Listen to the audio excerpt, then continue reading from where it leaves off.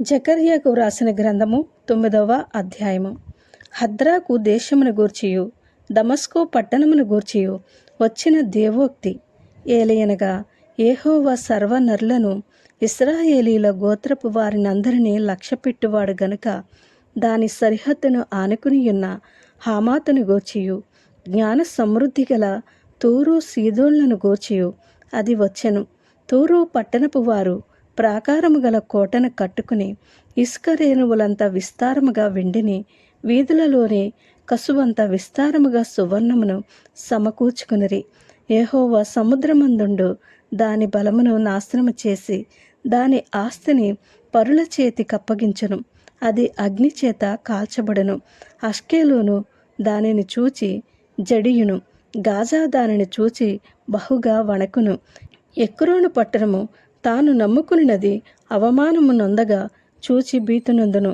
గాజారాజు లేకుండా పోవును. అష్కెలోను నిర్జనముగా ఉండను.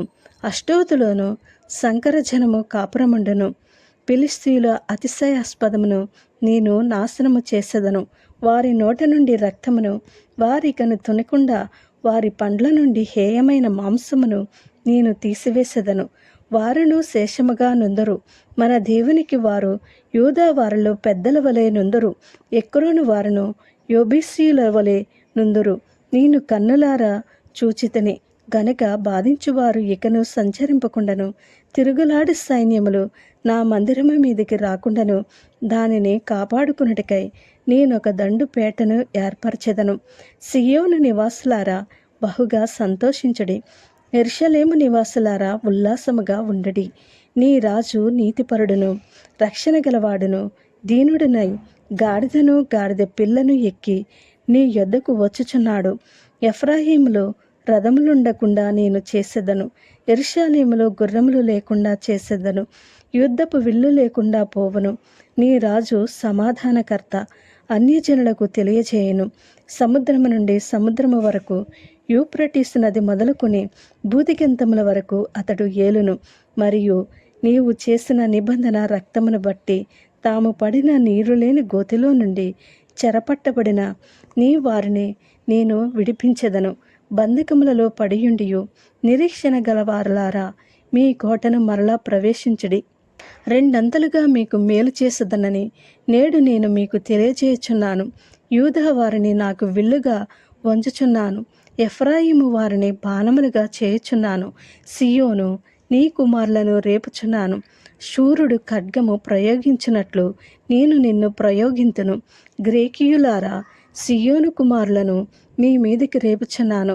యెహోవా వారికి పైగా ప్రత్యక్షమగును. ఆయన బాణములు మెరుపువలె విడువబడును. ప్రభువగు యెహోవా బాకానాదము చేయుచు దక్షిణ దిక్కు నుండి వచ్చు గొప్ప సుడిగాలితో బయలుదేరెను. సైన్యములకు అధిపతియగు యెహోవా వారిని కాపాడును కనుక వారు భక్షించుచు వడిసె రాళ్లను అనగదొరుకుచు త్రాగుచు ద్రాక్షారసము త్రాగువారి వలె బొబ్బలిటుచు బలిపశు రక్త పాత్రలను బలిపీఠపు మూలలను నిండినట్లు రక్తముతో నిండియుందురు.